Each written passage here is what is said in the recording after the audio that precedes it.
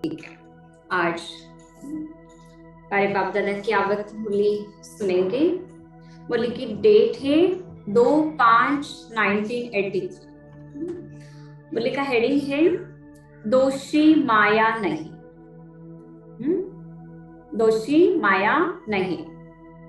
ज्ञान के सागर सर्वशक्तिवान शिव बाबा बालक सो मालिक बच्चों प्रति बोले, आज बाप दादा सारे संगठन में विशेष उन आत्माओं को देख रहे हैं जो ज्ञान और योग के स्वरूपपन मास्टर रचयिता की स्टेज पर सदा स्थित रहते हैं।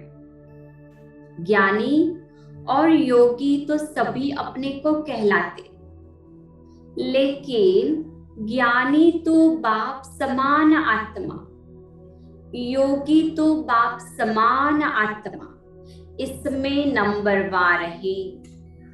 बाप समान अर्थात मास्टर रचता की पोजीशन में सदा स्थित रहते।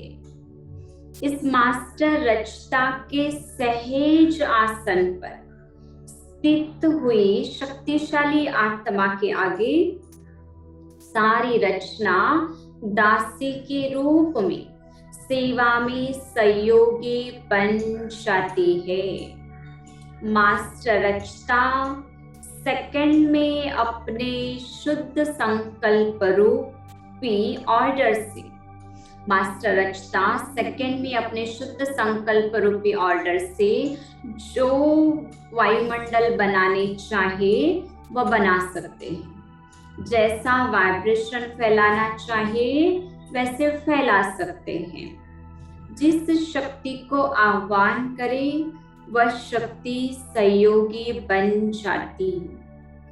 जिस आत्मा को जो अप्राप्त है वह जानकर सर्व प्राप्तियों का मास्टर दाता बन उन आत्माओं को दे सकते हैं।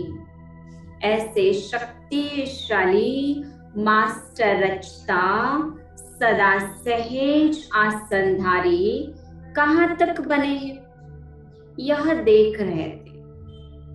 क्या देखा?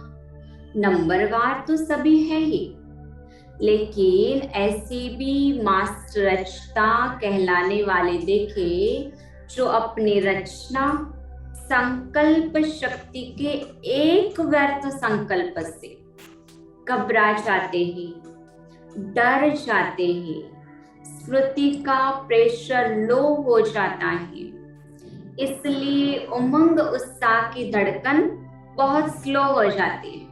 हाँ, एक कमजोर संकल्प से बाबा कहते हैं डर जाते, घबरा जाते, उमंग उत्साह की धड़कन स्लो हो जाती है। दिल शिकस्त का पसीना निकल आता है ना, ऐसा होता है ना। क्या करे कैसे करे इसमें परेशान हो जाते हैं। गलती एक सेकंड की है, अपने मास्टर रचता की पोजीशन से नीचे आ जाते हैं। जहां पोजीशन समाप्त हुआ व विस्मृत हुआ, उसी सेकंड माया की सेना अपोजिशन करने पहुंच जाती है। आह्वान कौन करता माया को? बाबा कहते आह्वान कौन करता माया को?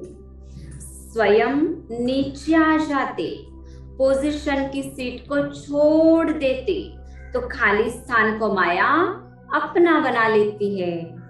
इसलिए माया कहती दोषी मैं नहीं, लेकिन आह्वान करते हैं तो मैं पहुंच जाती।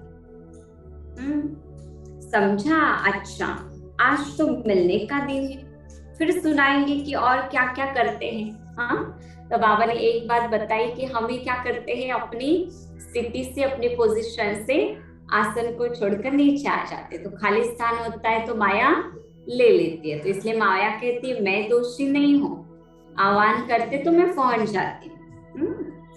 अच्छा, सर्व मास्टर रचता सहज आसनधारी सदा बालक सो मालिकपन के स्मृति स्वरूप सदा बाप समान ज्ञान युक्त ऐसे श्रेष्ठ आत्माओं को बाप दादा का याद प्यार और नमस्ते। हम रूहानी बच्चों की रूहानी बाप दादा को याद प्यार गुड मॉर्निंग और नमस्ते।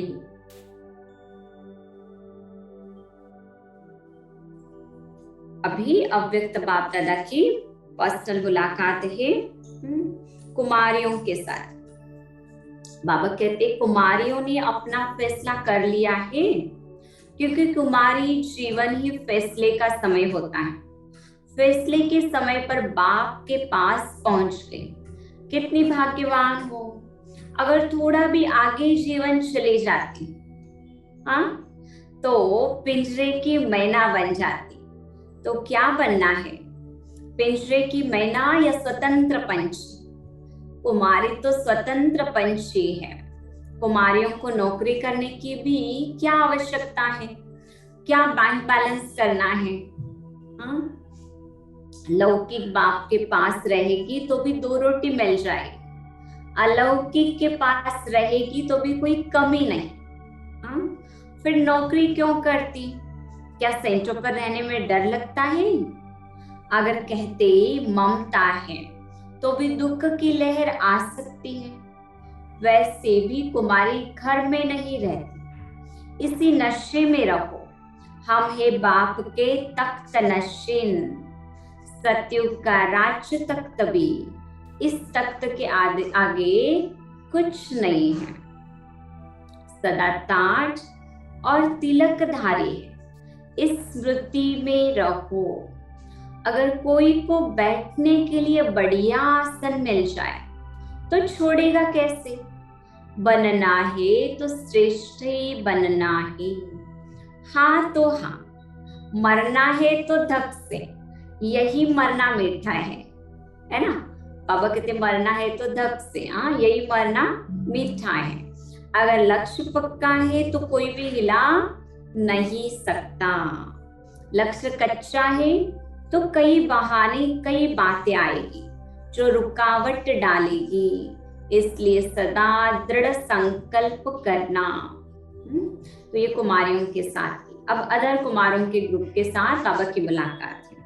बाबा कहते हैं सभी प्रकार की मेहनत से बाप ने छुड़ा दिया है ना। भक्ति की मेहनत से छूट गए और गृहस्थी की जीवन की मेहनत से भी छूट गए।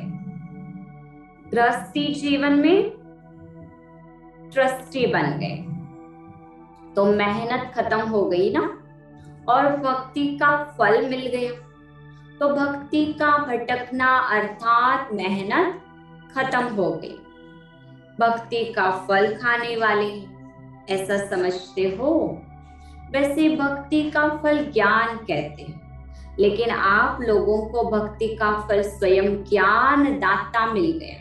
आज के मुरली में भी था ना, बहुत भक्ति करते हैं तो भगवान मिल जाता है। हाँ, तो भक्ति का फल स्वयं ज्ञान दाता मिल गया। तो भक्ति का फल भी मिला और गृहस्थी के जो दुख अशांति के झंझट थे वह भी खत्म हो गए। दोनों से मुक्त हो गए। जीवन बंध से जीवन मुक्त आत्माएं हो गई। जब कोई बंधन से मुक्त हो जाता है तो खुशी होती है ना। जब भी कोई बंधन से मुक्त हो जाते हैं तो खुशी होती है, खुशी में नाचता है। आप भी बंधन मुक्त आत्माएं सदा खुशी में नाचते रहो।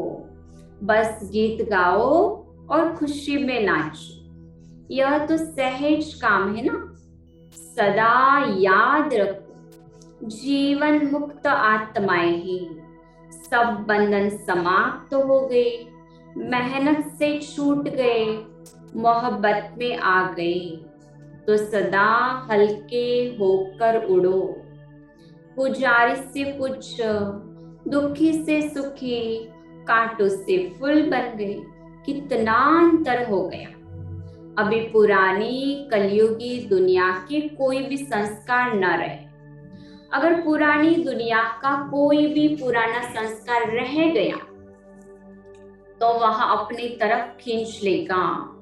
इसलिए सदा नई जीवन, नए संस्कार। श्रेष्ठ जीवन है तो श्रेष्ठ संस्कार चाहिए। श्रेष्ठ संस्कार है ही स्व कल्याण और विश्व कल्याण करना। ऐसे संस्कार भर गए हैं, स्व कल्याण और विश्व कल्याण करना। अब दादा कहते हैं ऐसे संस्कार भर गए हैं, स्व कल्याण और विश्व कल्याण की सेवाएं और कोई संस्कार होंगे तो इस जीवन में विघ्न डालेंगे।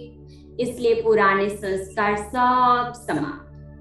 सदा यह स्मृति में रहे कि मैं रूहानी गुलाब हूं। मैं कौन हूं? रूहानी गुलाब हूं। रूहानी गुलाब अर्थात सदा रूहानी खुशबू फैलाने वाले। जैसे रूहे गुलाब अपनी खुशबू देता है, उसका रंग रूप भी अच्छा, खुशबू भी अच्छी, सबको अपने तरफ आकर्षित भी करता है। ऐसे आप भी बाप के बगीचे के रूहानी गुलाब हो। गुलाब सदा पूजा में अर्पण किया जाता है। रूहानी गुलाब भी बाप के आगे अर्पित होते। यह यज्ञ सेवाधारी बनना भी अर्पण होना है। अर्पण होना यह नहीं कि एक स्थान पर रहना, कहाँ भी रहे लेकिन श्रीमत पर रहे, है ना। बाबा कहते कहाँ भी रहे बट यदि हम श्रीमत पर चल रहे हैं तो ये है जैसे अर्पण होना। अपनापन जरा भी मिक्स न हो। ऐसे अपने को भाग्यवान खुशबूदार रूहानी गुलाब समझते हो। भाग्यवान खुशबूदार रूहानी गुलाब। सदा इसी स्मृति में रहो कि हम अल्लाह के बगीचे के रूहानी गुलाब। हाँ, सुंदर समान बाबा स्मृति में दिला रहे हम कौन है? अल्लाह के बगीचे के रूहानी गुलाब। यही नशा रहे, सदा रहे। नशे में रहो और बाप के गुणों के गीत गाते रहो। इस ईश्वरीय नशे में जो भी बोलेंगे उससे भाग्य बनेगा। सदा अपने को विजय पांडव समझकर चलो। पांडवों की विजय कल्प कल्प की प्रसिद्ध है। 5 होते भी विजयी। विजय का कारण बाप साथी था, है ना। बताते ना 5 पांडव फिर भी विजयी क्यों? भगवान का साथ था। जैसे बाप सदा विजयी है वैसे बाप का बनने वाले भी सदा विजयी। यही स्मृति में रहे कि हम सदा विजयी हैं, विजयी रतन है। तो यह बात भी बड़ा नशा और खुशी दिलाती है कि हम सदा विजयी है। हाँ, बाप के साथ है। जब पांडवों की कहानी सुनते हो तो क्या लगता है कि यह हमारी कहानी है ना। अनुभव होता है ना, ये कहानी हमारी है। निमित्त एक अर्जुन कहने में आता है। दुनिया के हिसाब से 5 है लेकिन है सदा विजयी। यही स्मृति सदा ताजी रहे। ऐसी स्पष्ट स्मृति हो जैसे कल की बात है। सभी ने घर बैठे भाग्य ले लिया है ना।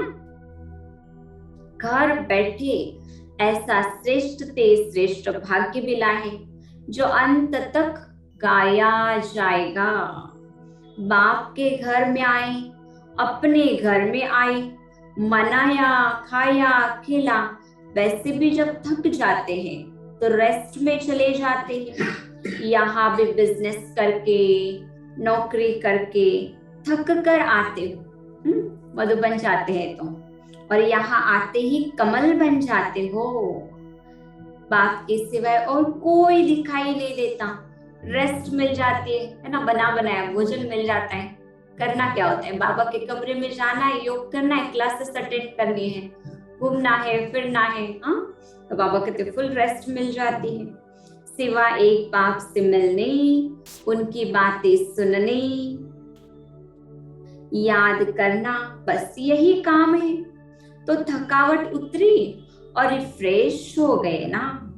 चाहे 2 घंटे के लिए भी कोई आवे तो भी रिफ्रेश हो जाते हैं, क्योंकि यह स्थान ही रिफ्रेश होने का है।